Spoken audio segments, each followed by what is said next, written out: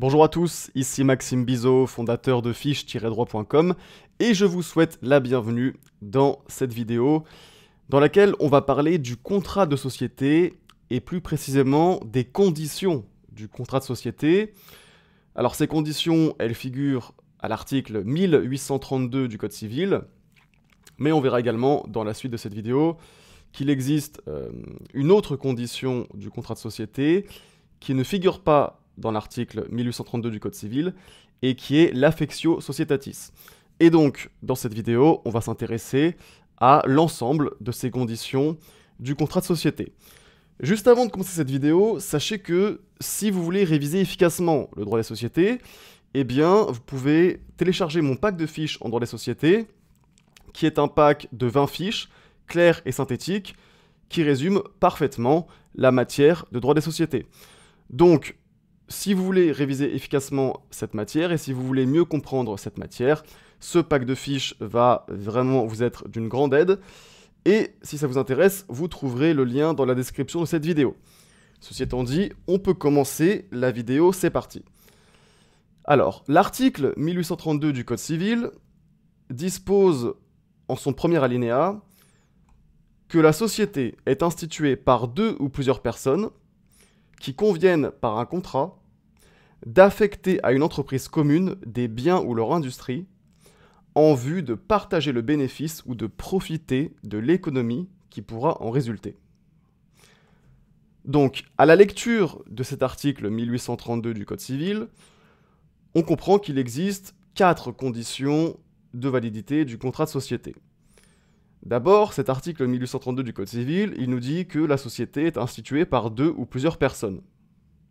Et donc, première condition du contrat de société, il faut deux ou plusieurs personnes, c'est-à-dire qu'il faut au moins deux personnes, et donc il faut une pluralité d'associés. D'accord? Ça, c'est la première condition. Pour le contrat de société, il faut une pluralité d'associés. Ensuite, on a qui conviennent par un contrat d'affecter à une entreprise commune des biens ou leur industrie. Et donc, l'affectation de ces biens ou de cette industrie, c'est ce qu'on appelle les apports, et c'est la deuxième condition du contrat de société. On a également affecté à une entreprise commune. D'accord? L'entreprise commune, ça va être la troisième condition du contrat de société. Et puis enfin, on a en vue de partager le bénéfice ou de profiter de l'économie qui pourra en résulter. Et cette quatrième condition, c'est ce qu'on appelle la participation au résultat, et c'est donc la quatrième condition du contrat de société. Et comme expliqué précédemment, on peut ajouter à ces 4 conditions une cinquième condition qui n'est pas mentionnée par l'article 1832 du Code civil et qui est l'affectio societatis. Et donc maintenant, dans la suite de cette vidéo, on va s'intéresser à chacune de ces conditions du contrat de société. En commençant par la pluralité d'associés.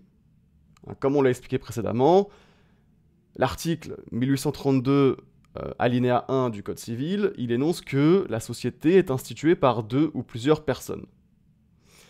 Et donc, eh bien, la constitution d'une société nécessite, en principe, la réunion d'au moins deux associés. En principe, il faut être au moins deux pour constituer une société. Mais ce principe, il doit cependant être nuancé.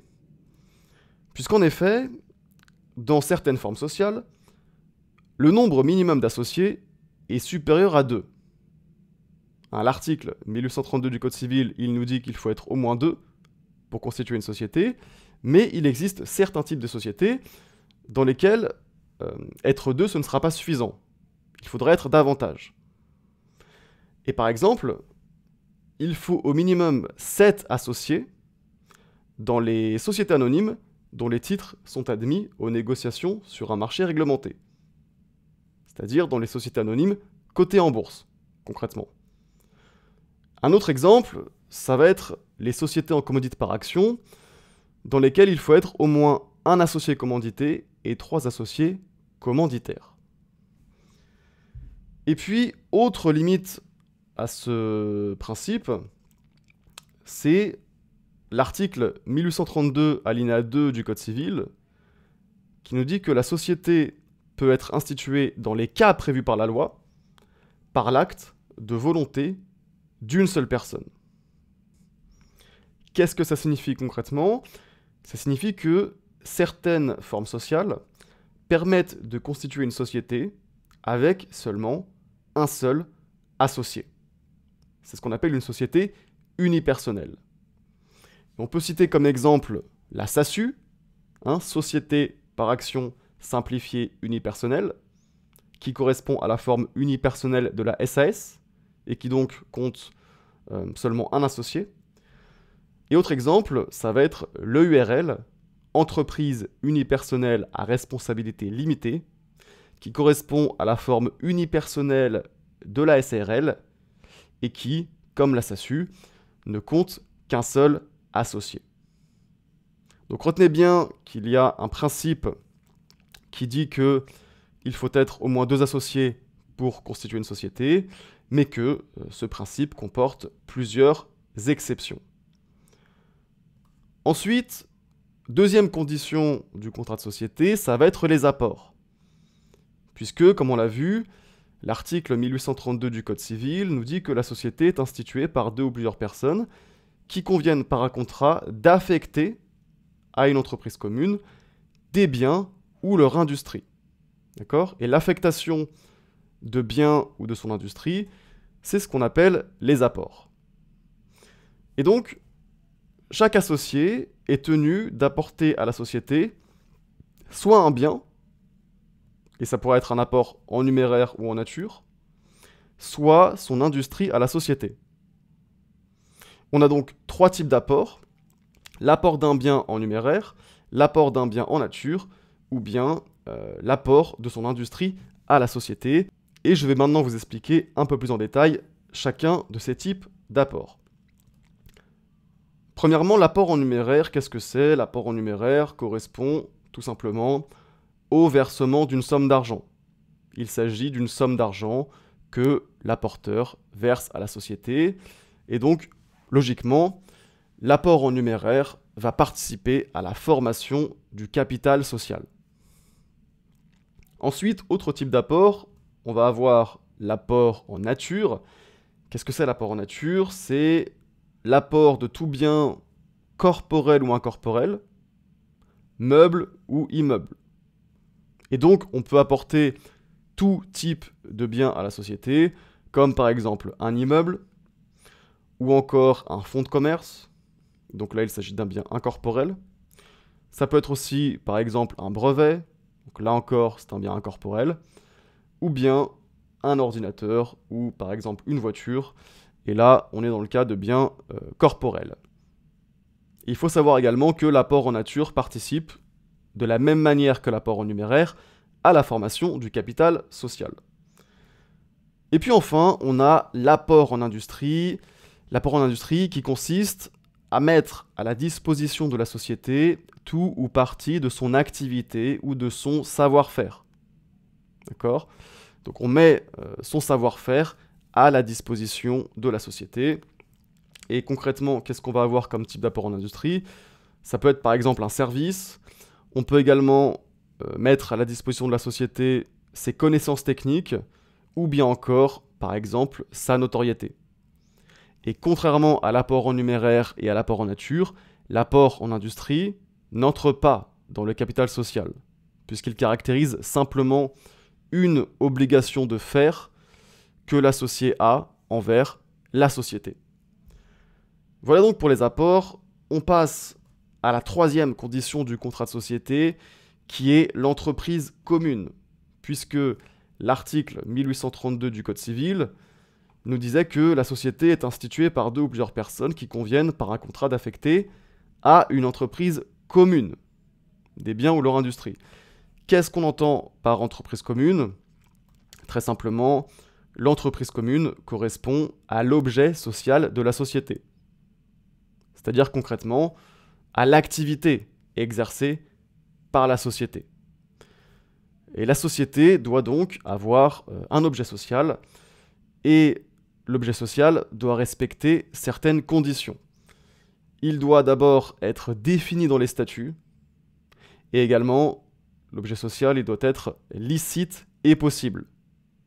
Donc, autrement dit, il doit être réalisable. Impossible, ça signifie que l'objet social doit pouvoir être réalisé. Et également, licite, ça signifie qu'il ne doit pas être contraire aux bonnes mœurs et à l'ordre public.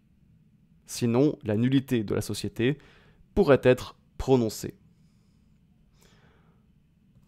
Et puis enfin, quatrième condition du contrat de société qui est énoncée par l'article 1832 du Code civil, c'est la participation au résultat. Puisque cet article 1832 du Code civil, il nous dit que la société est instituée, etc., etc. Et ce qui nous intéresse, c'est ici, en vue de partager le bénéfice ou de profiter de l'économie qui pourra en résulter. Et puis également, ici, il faut citer, donc, outre l'article 1832 alinéa 1 du Code civil qu'on vient de citer, il faut citer également l'article 1832 alinéa 3 du Code civil, qui dispose que les associés s'engagent à contribuer aux pertes. Et donc concrètement, une condition du contrat de société, c'est que les associés s'engagent à partager le bénéfice qui résulte de la société, ou bien à contribuer aux pertes si la société réalise des pertes. C'est ça, la participation au résultat. Et donc, la participation au résultat pour les associés s'entend non seulement du partage des bénéfices, mais également de la participation aux pertes, le cas échéant. Et concrètement, comment ça fonctionne ? On l'a dit, les associés effectuent des apports à la société, donc apport en numéraire, apport en nature, etc., etc. Et en contrepartie de ces apports, ils reçoivent des titres sociaux. Donc, soit des parts sociales, soit des actions. On parle de parts sociales ou bien d'actions en fonction de la forme sociale, en fonction du type de société. Mais donc, les associés effectuent des apports à la société et en échange, ils vont recevoir des parts sociales ou des actions. Et les actions ou parts sociales détenues par chaque associé représentent la participation de l'associé dans le capital de la société, dans le capital social. Et en principe, la part de chaque associé dans les bénéfices ou sa contribution aux pertes est proportionnelle à sa participation dans le capital social. Donc par exemple, un associé qui a 20% des actions d'une société reçoit en principe 20% des bénéfices ou contribue à hauteur de 20% aux pertes. Il faut savoir également que les associés peuvent prévoir une répartition différente. Il est possible de déroger à ce principe. Par exemple, dans une société qui aurait deux associés détenant chacun 50% du capital social, eh bien, il serait possible de prévoir dans les statuts qu'un des associés a droit à 60% des bénéfices et l'autre à 40%. Mais retenez que, en principe, la part des bénéfices que reçoit chaque associé, ou bien sa part de contribution aux pertes, est proportionnelle à sa participation dans le capital social. Voilà donc pour les conditions du contrat de société énoncé par l'article 1832 du Code civil.